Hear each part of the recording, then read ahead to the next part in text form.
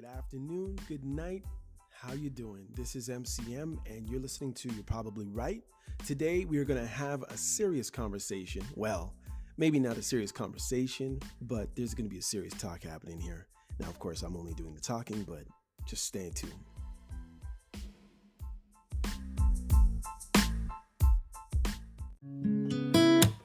I can't seem to help.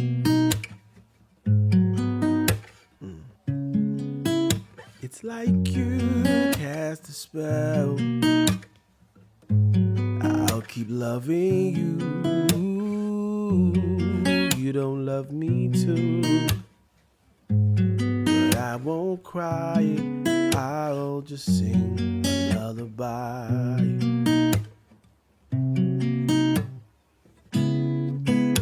You moved on already. I know I gotta stay strong.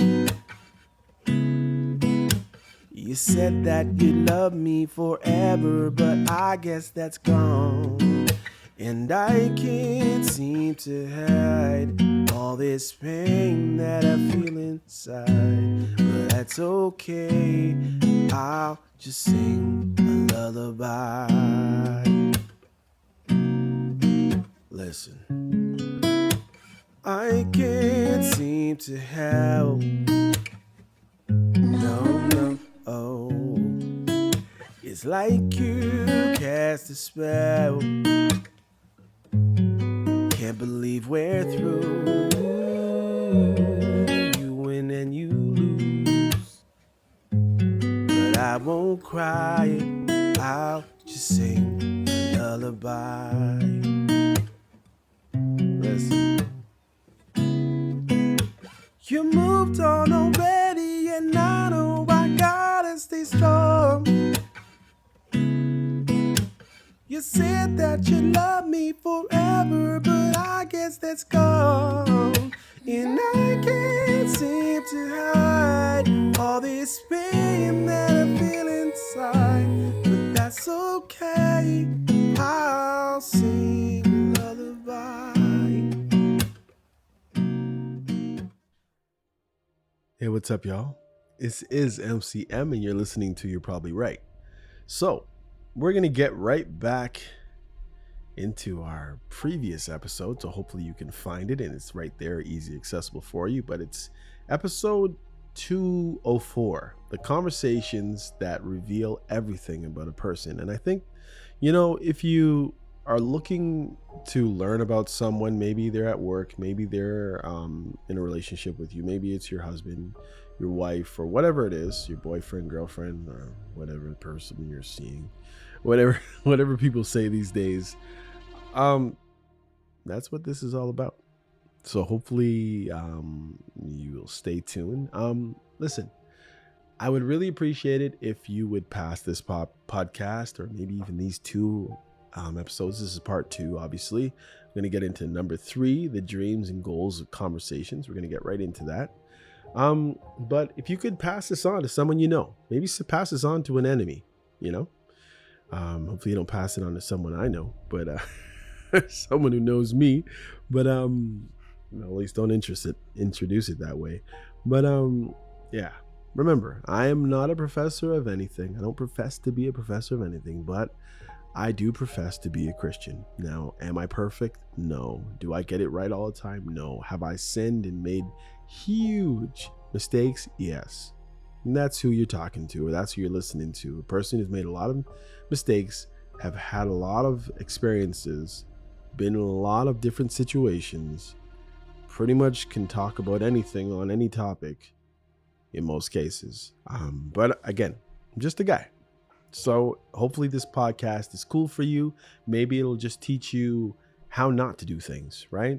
I always say to my nephews and my godkids and my kids, I said, sometimes all you're going to learn from me is how not to do something. And that's fine. And that's okay too. Hopefully along the way, I'll teach you about something that you should do and I'll get it right.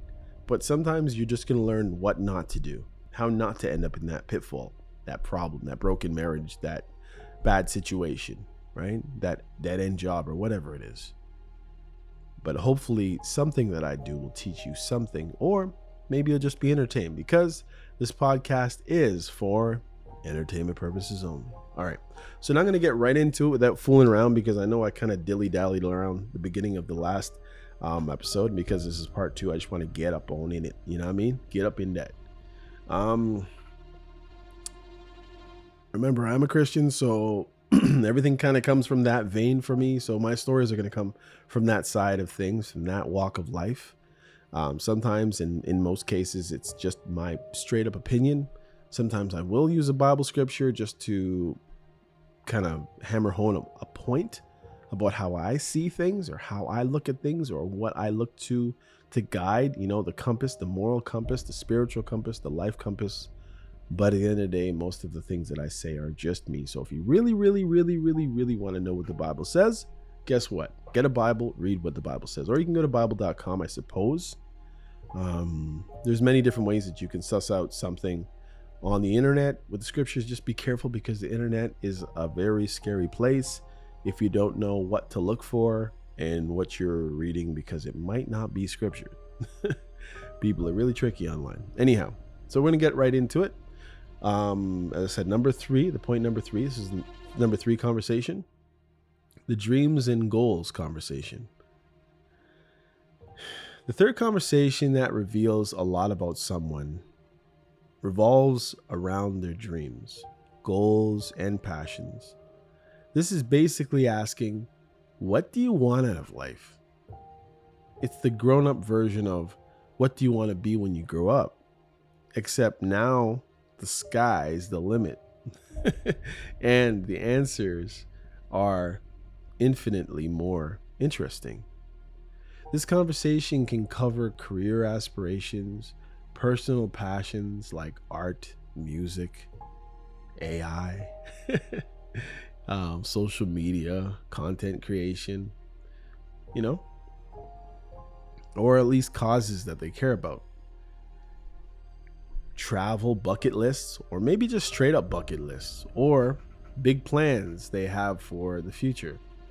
It might start with questions like, if you could accomplish one big thing in the next 5 years, what would it be? Or, what's something you've always dreamed of doing? You'll notice an energy shift when someone talks about their genuine passions. Maybe nobody's ever asked them that question, so you see nothing, because they're like, huh? You know what I mean? They're stunned that anybody cared to even ask them the question. You'd be shocked. Their voice might quicken, their eyes might brighten, as I was talking about my dad's when he was telling a story back in the day of what happened, or what he saw, or what he experienced, maybe when he was living in Florida as a young man, and all the abuse he saw of the workers by the so-called overseers, or the people that were watching over their work, and that's when sorry, and that's when you're tapping into something core to who they are, when you see the eyes brighten, or they start to talk with excitement. And why it matters? Well, talking about goals and dreams reveals a person's mindset, motivations. Are they ambitious and driven for challenges? Do they dream of making a difference in the world, indicating a purpose, driven mindset? Or are they more focused on personal happiness, simplicity, indicating contentment and value, work-life balance? None of these is better than the other, some would say. But knowing this helps you understand what makes this person tick, what they're after, or where they are. This conversation also allows you,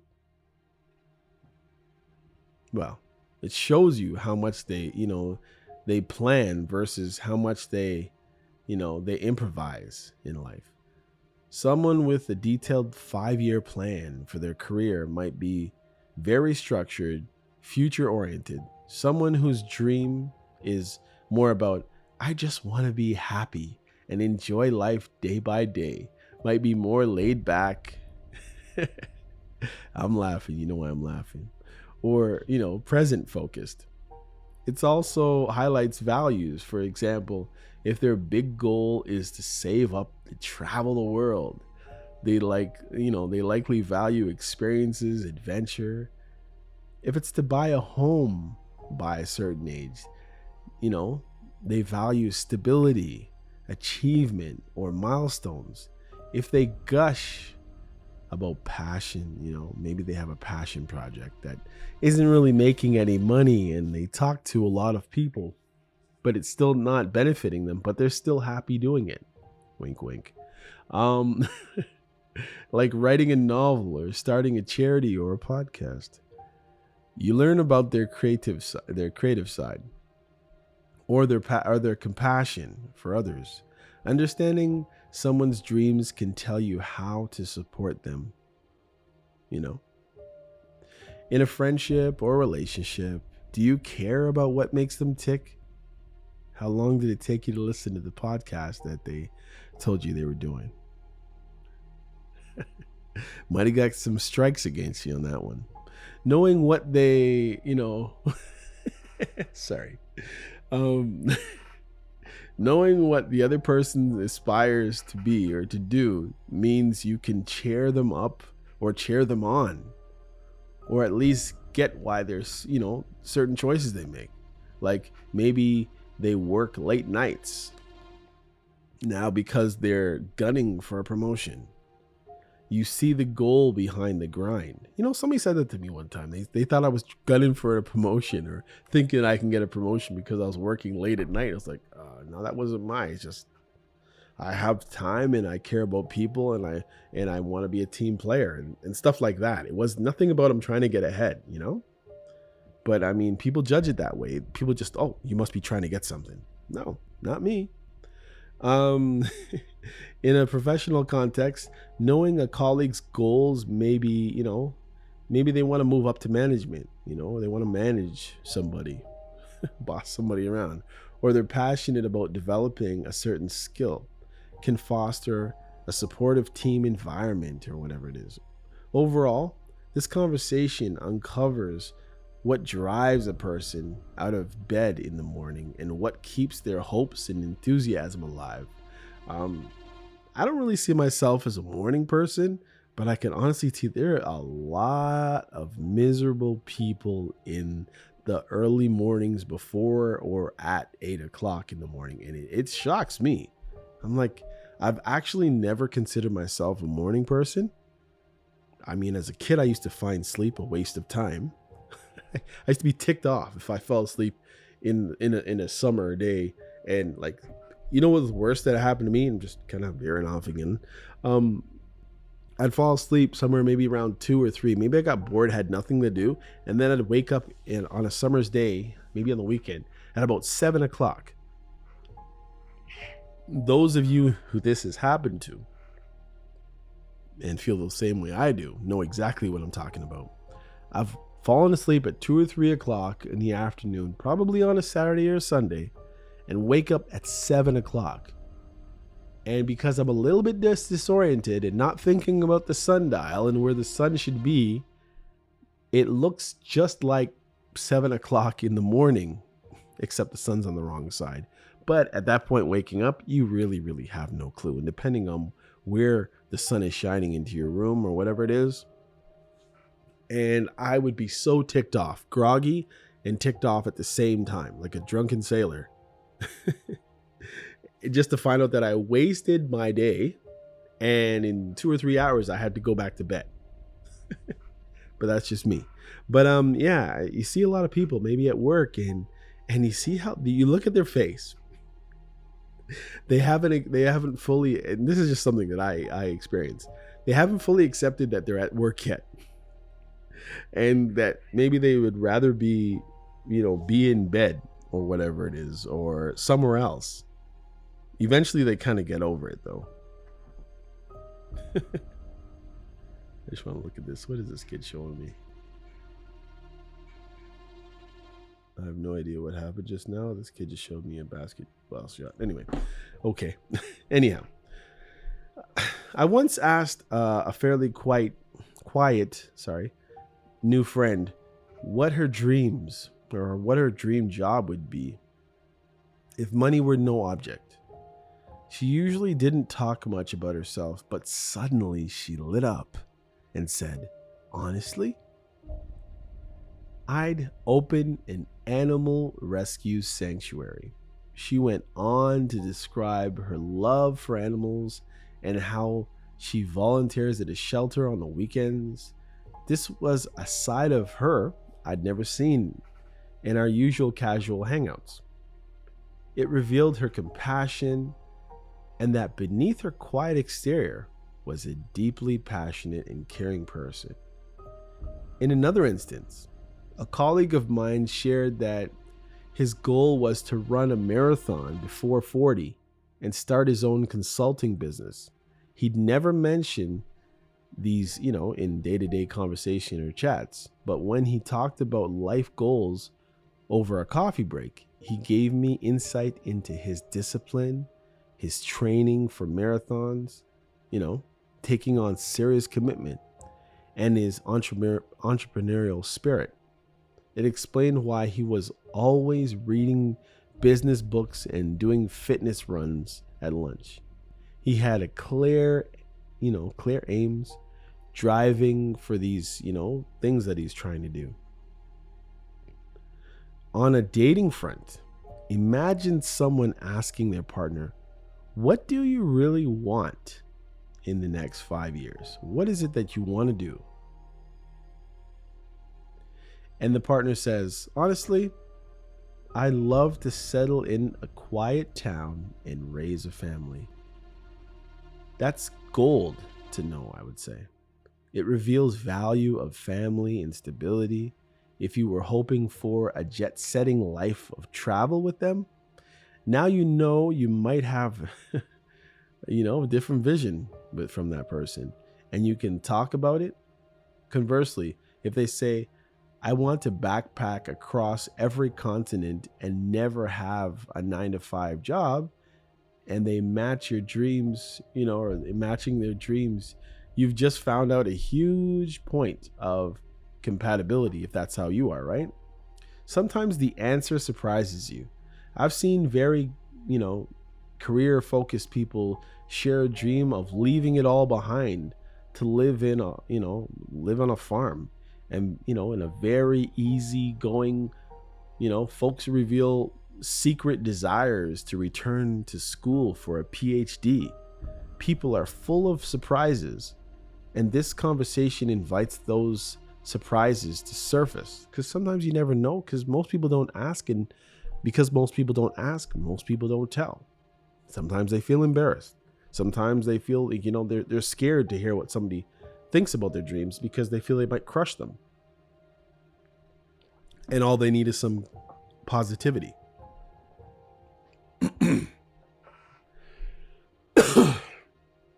Discussing dreams and goals reveals several key aspects of a person. Oh my goodness, I'm going to keep coughing, guys. Cough away from this microphone. Ambitions and drives. Do they set big goals or prefer to go with the flow? High achievers are often have clearly defined their goals, whereas laid back folk might have more generous or general hopes. Values and priorities.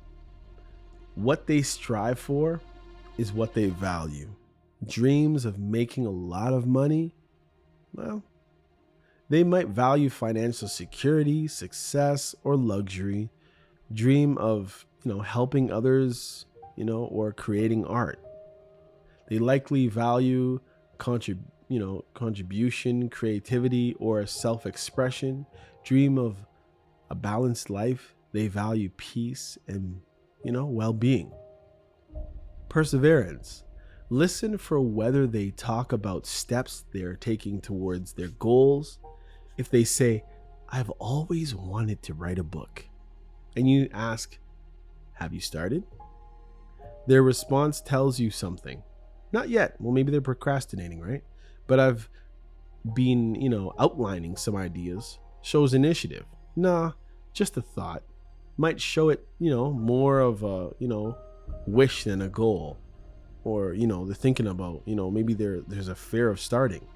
Optimism, realism, how they speak about their future can show if they're optimistic, pessimistic, pragmatic.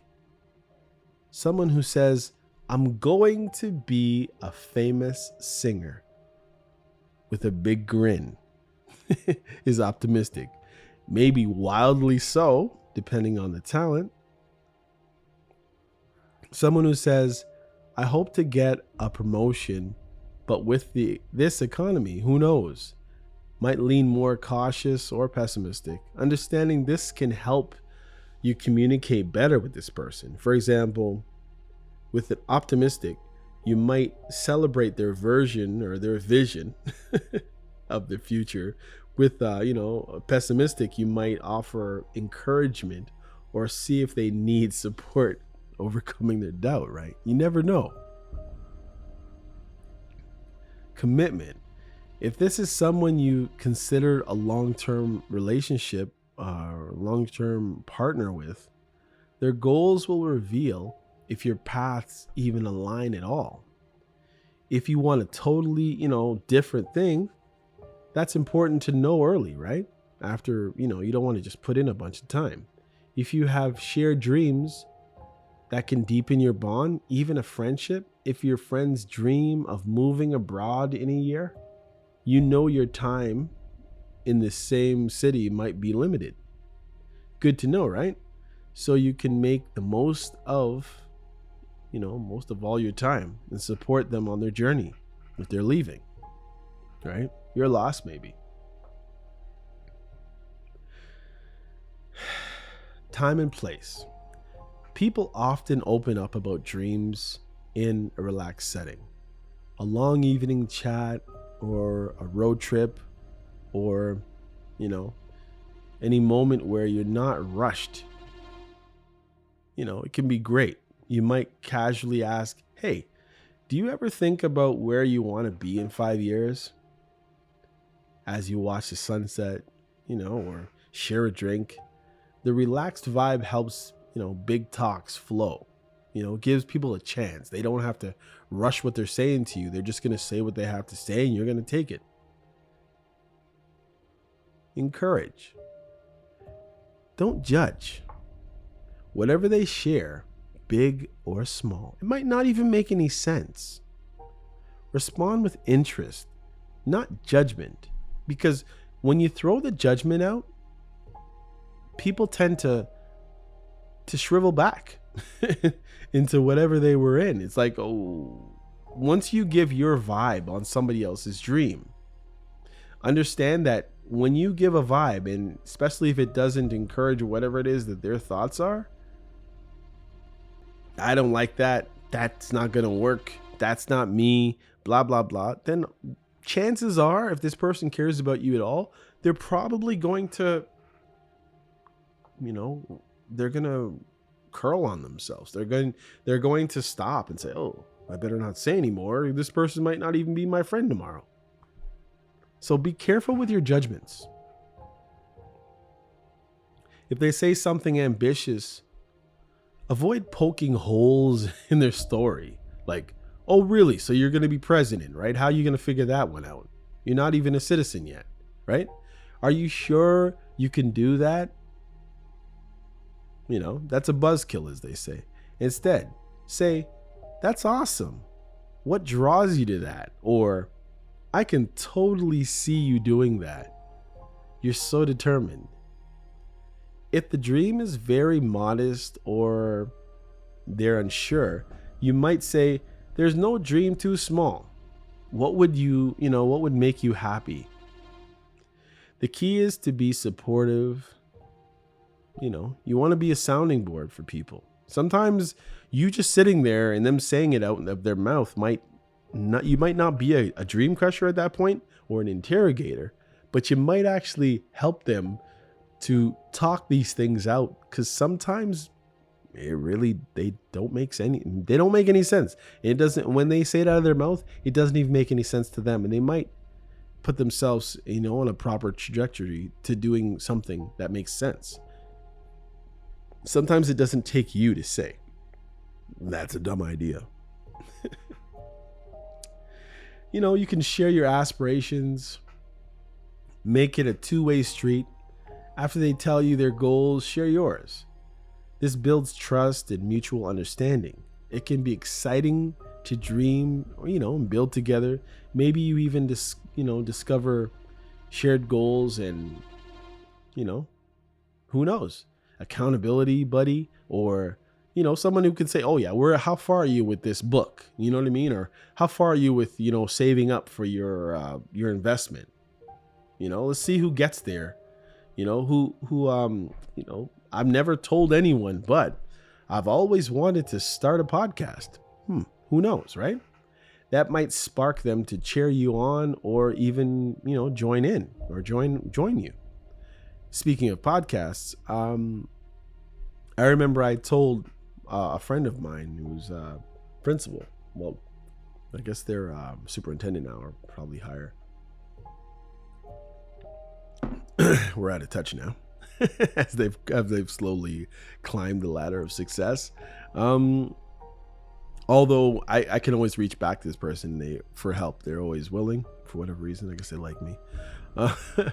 But I told this person that I was starting my podcast. I think I was like 20 podcast episodes in, and they wanted to know the name of the podcast. But I told them maybe I'd let them know future down the road somewhere. Never did. I'm over 200 now. That's funny. Too bad. Should have stayed in touch. Who knows, right? That might spark, them to cheer you on or join you, as I said earlier. Use hypotheticals to ease in. If someone seems shy to talk about themselves, try a fun hypothetical. If you won the lottery tomorrow, what would you do? Often the answer still reveals priorities at the same time. Maybe they'd travel, maybe they'd pay off their parents' mortgage, or buy their parents a car, or quit their job, or just take a leave of absence. Maybe they'd pay off their parents' debt, maybe they'd invest, Each of those say something about them. Or ask, if you could wave a magic wand and be skilled at any new thing, what would you pick? This can lead them to talk about passions they have. Listen for the why. When they mention a dream, gently dig into it. Why that goal matters to them. Sometimes the why is even more revealing than the goal itself. Why do you want to run a marathon? Might lead you into, I want to prove to myself that I can do it. I used to be the kid who hated gym class, showing a desire for personal growth and overcoming old self, the old self-image. The why gives you the emotional driver behind the dream. As you hear what someone strives for, you can get a clearer picture of their motivation and outlook on life. Now, dreaming about the future is one thing, but what about dealing with bumps along the way?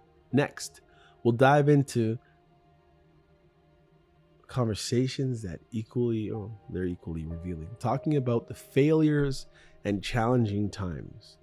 This one can get real quick, but it often, the person's character is going to shine through in most cases. The failure and adversity conversation. Number 4.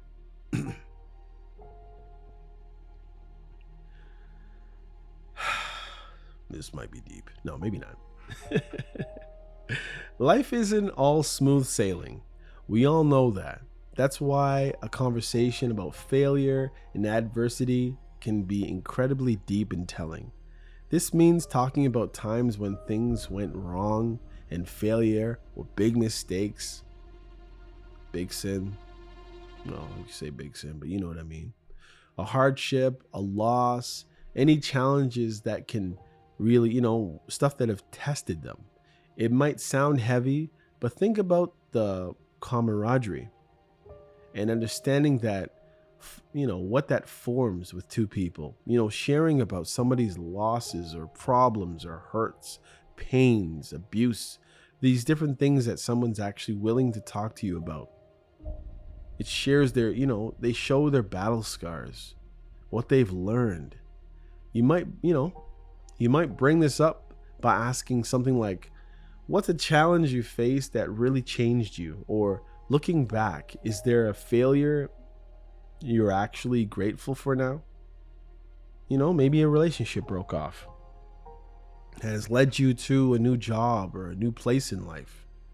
Maybe somebody passed away who you really cared for, but took a lot of their life, and you weren't able to do a lot of stuff because you were dealing with this situation, or someone who was a troubled person who you cared a lot for, but you were unable to take care of yourself. These kind of questions invite someone to reflect on their low points or turning points. It's the kind of conversation that usually comes with a lower, more intimate tone, maybe over a second glass of wine, maybe, but maybe not, or during a late night heart-to-heart conversation at 1 a.m., right? Maybe the person lying in their bed and they're just telling you, they just start going off, right? When someone opens up about struggles, you're seeing a very vulnerable and authentic side of them. Why it matters. How a person handles tough times reveals true character and mindset in a way that everyday life might not. I mean, some situations you go through, you just don't go through every day. There's many situations where you're just not going to go through it ever again. And that's just what it is. And it's either going to change you for one or the other, and from one way or the other, or a few different ways, I suppose it could be. Like, sometimes I talk about my parents or talk about my siblings passing away.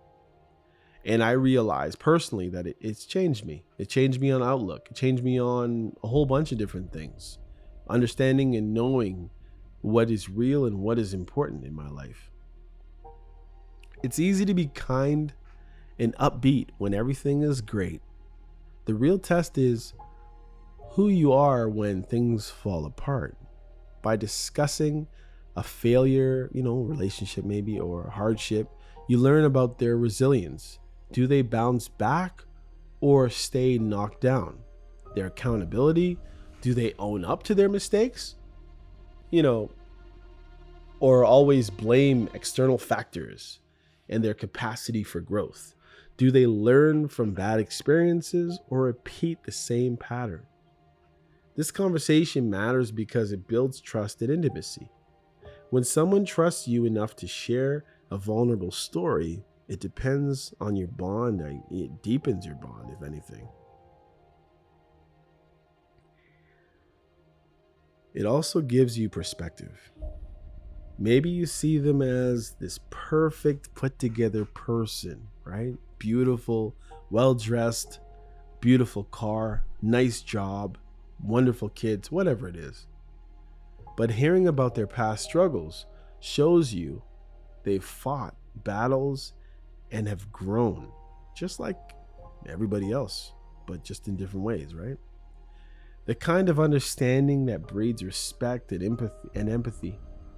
Additionally, knowing what someone has been through helps you support them better in the future, or what words not to say, or what to say. If they share that, they went through, say, a severe bout of depression after a loss, you'll know to be more mindful of their emotional triggers. Or if they failed at business ventures and, it still stings because that was a lot of money they lost, you understand why they might be a bit risk adverse now in the professional setting. Talking about past project failures or career setbacks in a candid yet constructive way can also build trust among people you work with. It shows humility and lessons learned, which can strengthen teamwork. Ultimately, the way someone talks about adversity can reveal if they're optimistic at heart you know, it was tough, but here's what I learned. Or pessimistic, bad stuff always happens to me. Or something in between. It's a peek into their emotional resilience and attitude when life is not picture perfect. Real world example. I remember chatting with a friend who always seemed cheerful, on top of the world. One evening, I mustered the courage to ask about a period he once mentioned in in passing times when he dropped out of college.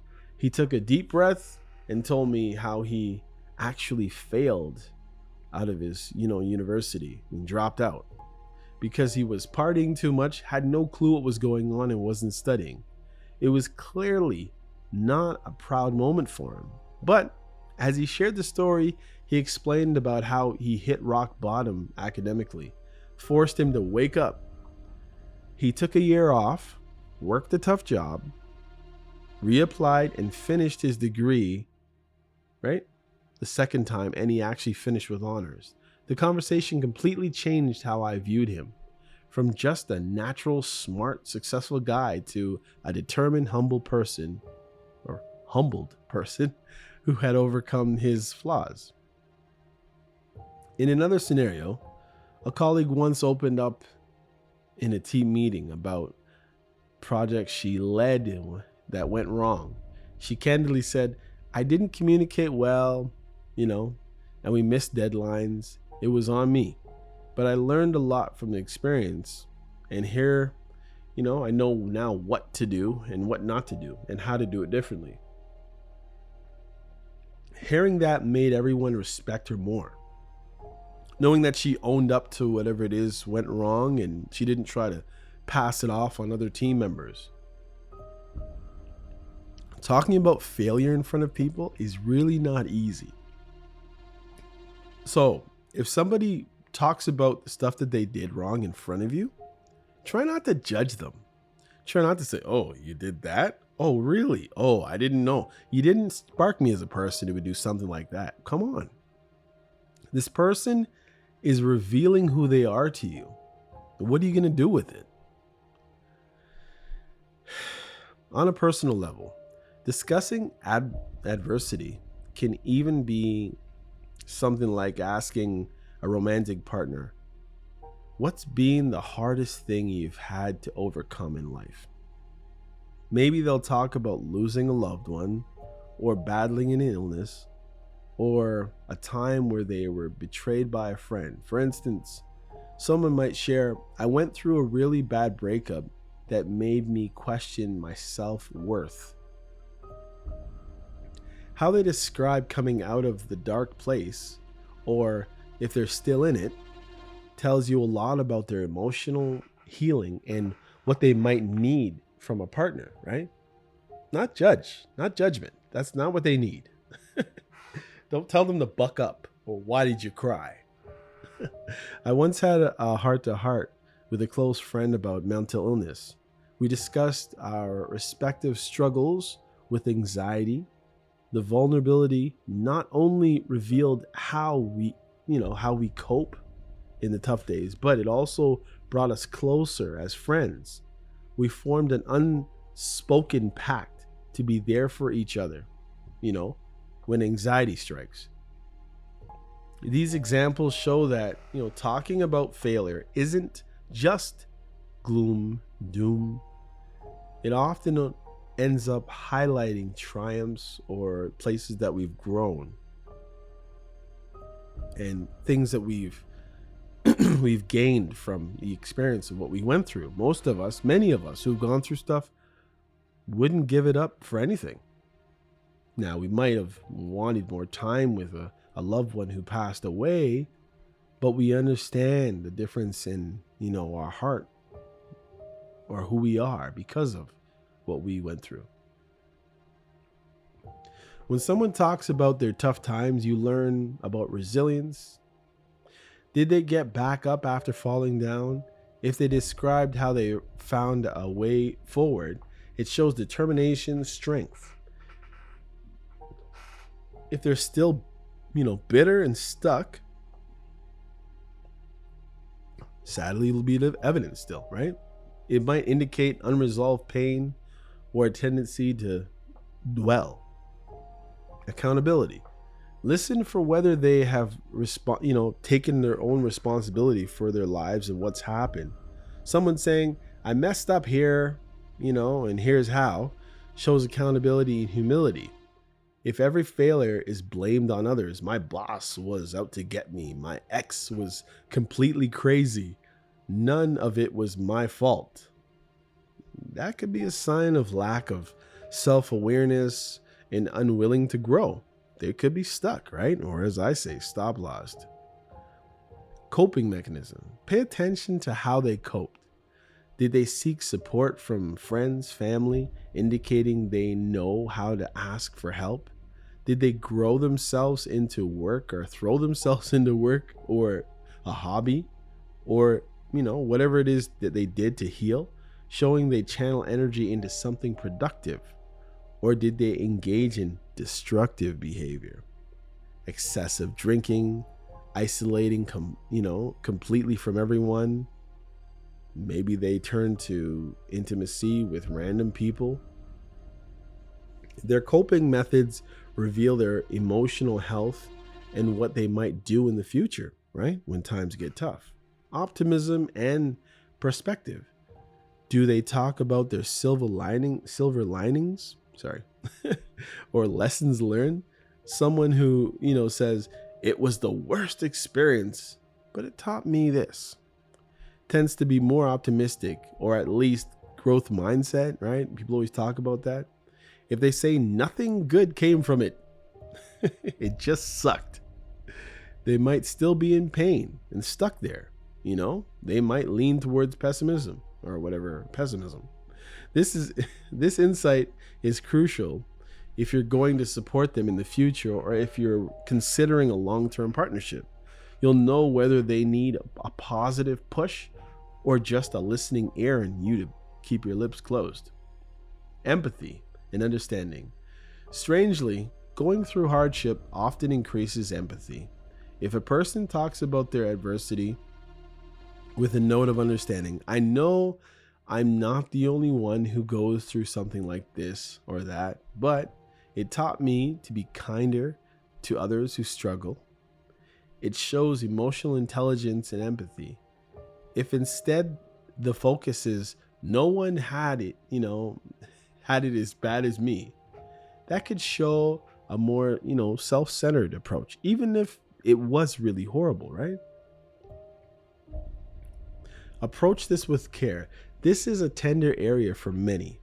Don't launch into conversations too soon or out of nowhere. Often it comes up after you've already established some trust. Maybe after discussing other, personal topics, you can lead by sharing vulnerable stories of your own first. Can I tell you about something I went through as a child that shaped me, or as an adult? After you share, they might feel free to share too. Be empathetic. When they do open up, give them your full attention. Don't be on your cell phone. Nod, make eye contact if in person, and offer understanding, or interject. And that sounds really hard, let them know that you're listening. I can't believe you went through that. I can imagine how you felt. I can only imagine, or I can imagine. It makes sense you feel or felt loss after that happened to you. Often people fear being judged for their failures.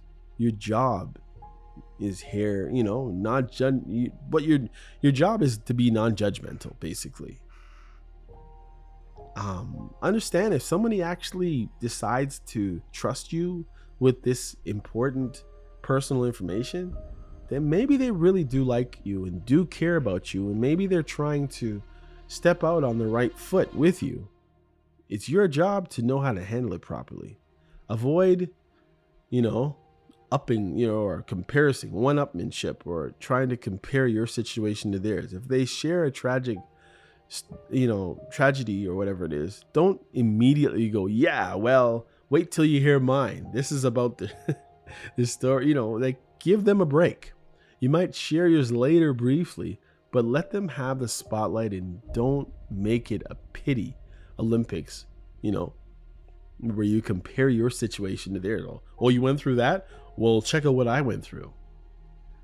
Look for the positive turn. If they don't naturally mention it, gently ask, what got you through that time? Or looking back, did you take, a lesson from that situation? This helps them reflect on the growth part of the situation, because there honestly might not be very much positive in the situation, or you might not be able to see very much positive out of the situation, but you'd be shocked what some other people come up with at times. If they haven't quite already, you never know. However, it's very recent or they're clearly hurt. Don't force a silver lining, right? Sometimes just acknowledging the pain and just let them be in it for a second. Respect privacy. Some people might share a lot. Some might share a little. If you sense hesitation, back off. Even saying, I understand. Some things are hard to talk about. We don't have, to go deeper if you're not ready. Can reveal pressure, you gotta let them know where you are. And sometimes you gotta let them know that you're willing to just go where they're willing to go with it. And that's it. Offer support, not a solution. And I know this is very difficult for a lot of people.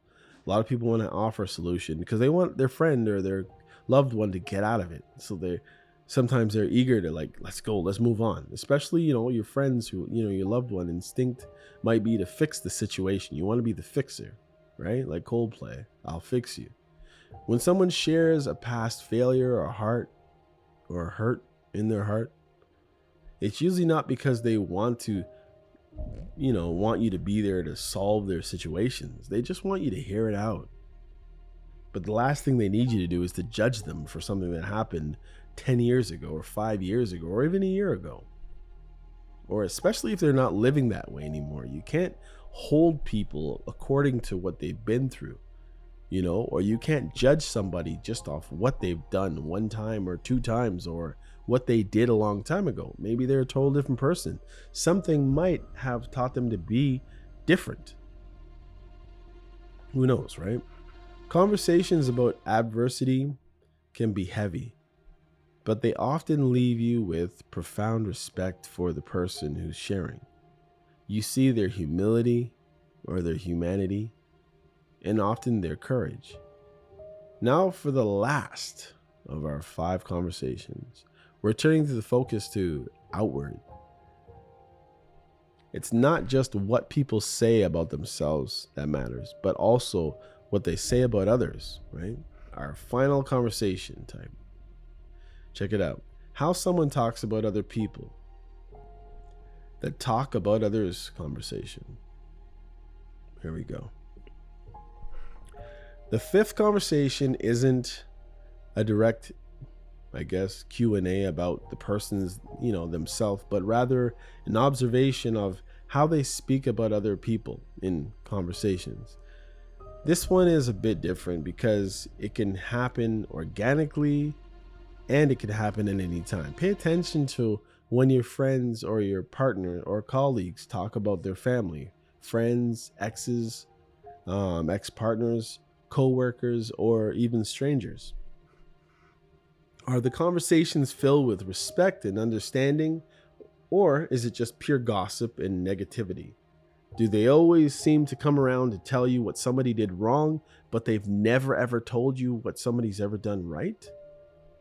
You can always intentionally steer a conversation towards this by asking questions like, how's your relationship with your old college roommate? Or what do you think about your boss or your team at work? How they respond provides a window into their empathy and their character. Essentially, this conversation is about their describing others, which indirectly reveals a lot about them. There's a popular saying: small people talk about other people, mediocre people talk about events, and great people talk about ideas. While that might be a bit over generalization, or might be a generalization, obviously, it holds a kernel of truth, I would say.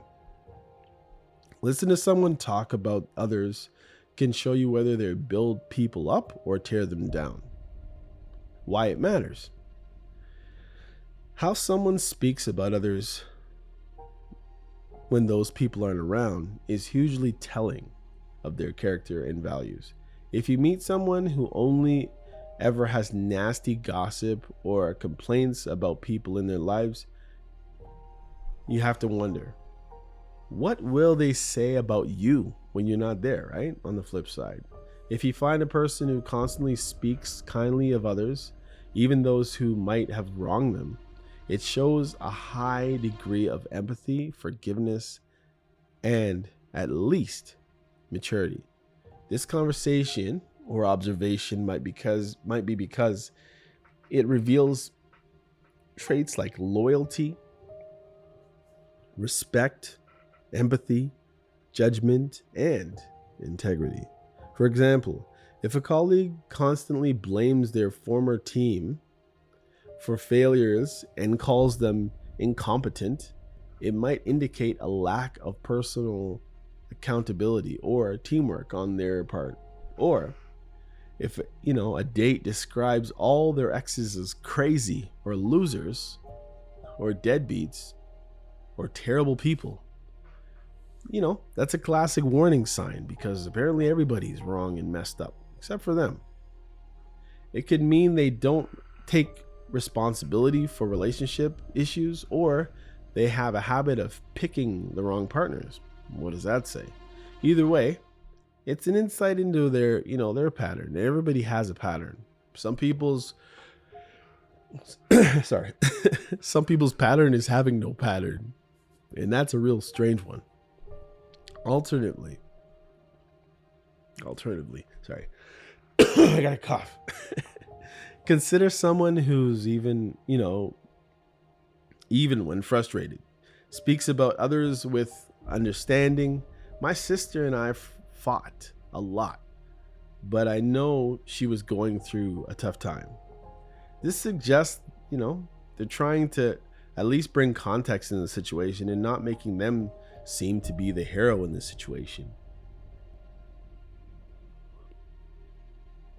In friendships and professional relationships alike, knowing how a person treats others or regards others, is a key to knowing how they're possibly going to treat you. It's also an indicator of their social dynamics. Are they often in drama with others?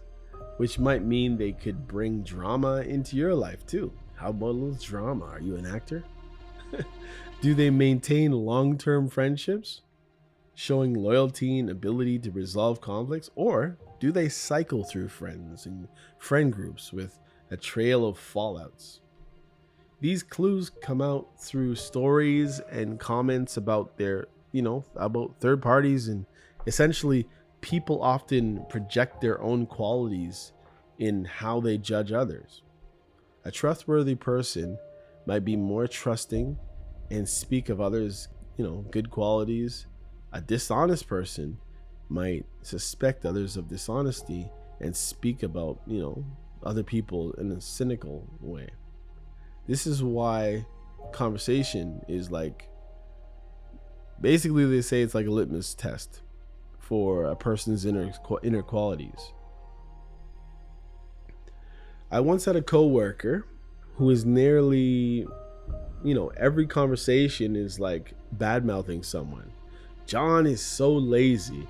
I had to redo his report, or we planned to do this big event and this person crapped out on me, or why won't they help me, or why don't they ever ask or offer to do anything or to help anybody else. Or why won't they spend any of their time? They're making over $100,000 a year. Who knows, right? But over time, I noticed a pattern. This coworker seldomly had a positive or even a neutral thing to say about anyone. And it made me realize he was likely, well, difficult to please, quick to judge. Sure enough, I later found out he'd left a trail of similar complaints in his previous job. It taught me to take his griping with a grain of salt, because obviously he wasn't scot-free and clean.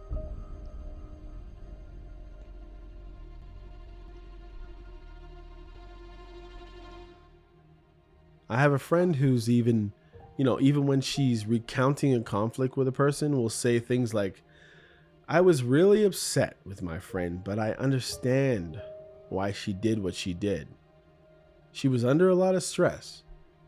She gave people the benefit of the doubt. Hearing her talk about others with a level of empathy, respect, fairness, made me trust her, because despite whatever she's been through, she's being level-headed at least. I know she's not going to trash talk me to others, because she shows people who have done her really, really bad respect. So why wouldn't she to me? Think about the time your friend introduced you to their social circles. Did they hype up everyone? You'll love Mark. He's the funniest guy. Or did they prepare you and preload Mark and say, Mark's a little bit of a nut and he can be he can be annoying. Right? There's a difference there. Anyway, let me wrap this one up, guys. Paying attention to this type of conversation reveals empathy versus judgment. Are they empathetic to others? Their struggles, are they quick to judge? If they often say things like, I can't believe so-and-so did that. What an idiot. That shows a harsh judgment streak. Instead, I wonder what made so-and-so do that. Maybe they're having a tough day. Maybe something happened at home. Positive versus negative. Outlook in relationships. Some people generally have a good thing to say about others. They focus on positive. These folks tend to be more positive and pleasant to be around, period. And they likely will see your good side more readily, right? Others often focus on negative. Nobody's ever good at anything and nobody's good enough. Foreshadowing a lot of the time, what they're going to be dealing with when it comes to you. Gossip tendencies. If they frequently gossip or share others' private business with you, take note. That likely means that it's probably going to happen to you too. Think about it. Conflict style. How they talk about people they've had issues with. Are they nice about it? Are they vengeful? For example, why don't we talk anymore? Yeah, I'm upset with you. He treated me like this, but I know I wasn't perfect either. At least then at least there's some level-headedness in the whole situation, and they know that, and they realize that they're not perfect. At least then a person like that you can reason with, right? Respect or a lack thereof. For different people, listen for how they talk about service staff, like a waitress maybe, or, garbage man or something, I don't know. Or people who aren't their immediate, or not in their immediate circle, or maybe they would be seen in a lower social class for whatever reason. Do they do they say thank you? Or do they speak kindly of the waiter, then later make fun of the waiter's shoes or something? That's a character check, I say. How someone treats people who can do nothing for them, like a waiter, janitor, strangers, says a lot. While this might be, observed more than more than conversed, or You can still bring it up in conversations like, my barista was so nice and friendly this morning, and see if they respond with their own kind remarks, or if they're just ticked off and, dismiss whatever it is you had to say because they don't want you to say anything positive.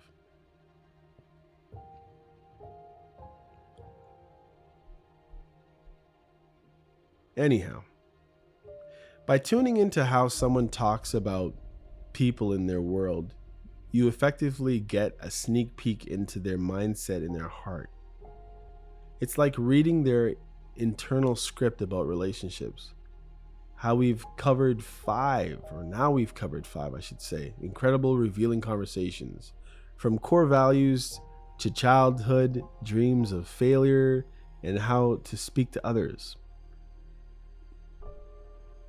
Hopefully you have gained something from this little conversation. I know I'm a horrible reader, guys, but I mean, it is what it is. At least you know it's a real person here and not AI, as I've been saying lately, because AI is about to take over, y'all. Telling you. You might not believe it. Anyhow, we've journeyed through 5 powerful conversations that can shed light on who a person truly is. Core values, family upbringing, dreams, goals, coping, failures, and how to talk to others. Think of these topics, obviously in different angles and different prisms. You can do whatever it is you want with them. Each one catching a different facet of a person's character and mindset. When you look through all of them together, you can get a much, much, much clearer, multi-faceted and dimensional view of someone than rather just talking about the weather. How big are your feet? Really? How often do you go to the gym? How much do you bench? How long have you been here? When was the last time you were here? I tend to see you here. Like, that kind of stuff doesn't really go very far, right? If somebody's really, really interested, they're going to want to know about your life. If you find yourself always just asking questions and they never have questions for you, maybe it's time and place. Maybe you're talking to the person face to face and something always interrupts you. Maybe you should ask them for their phone number so you can have a longer conversation. Anyhow, now it's important to note, you're not going to sit someone down and say, all right, time for the 5 conversations. That would be crazy. Come on. And reveal your soul to me. Go. No, it's not going to happen. Life isn't a formal interview, and relationships aren't tests and pass fails. These conversations should flow naturally. Maybe you're not going to get through all 5 with everybody. Just think about that. Maybe you don't need to get through all 5 with everybody. Remember, it's a two-way street. So as you encourage others to share, you have to remember to be ready to share as well. Using these conversations can truly improve your relationships across the board. With friends, you'll forge a deeper bond maybe, or you'll find out that someone really doesn't need to be in your life at all. For professional connections, while you'll keep things a bit more formal, understanding a colleague's values or long-term goals can make it easier to work with them. It might make your teamwork smoother, or learning a new hire's dreams is, interesting, and maybe you'll understand their passion or lack thereof, because maybe they have no idea if they're going to have a job in a week. Be patient and genuine. Don't rush into deep conversations. Let it happen. Stop forcing everything. Don't force everything, because I'm just assuming you do. No, don't force it. Use your intuition if you have it. Everybody has a little bit. Every person is unique. Some people might open up in a heartbeat, or some people might be like an onion and you have to peel them back one layer at a time. Who knows why she doesn't want your phone number? I don't know. But she has everybody else's phone number. It's not my problem. Figure it out. Reflect on what you've learned each time. Don't just get a bunch of information, but don't process anything. Take time, process information. so then it can help you to be educated on that person. Everybody is their own book. Everybody is a life. You can't just brush past things and move on to the next one. If you find yourself always having to brush past and move on to the next thing, then maybe you're talking to too many people. Anyway, as we wrap up episode 204, think about your own life. Have you had these conversations with people who matter? If not, there's a whole new level of understanding and closeness waiting to be had by you. All right? I encourage you, take this insight and actively use it if you can. Bits and pieces. Maybe you have to come back and listen to this one again.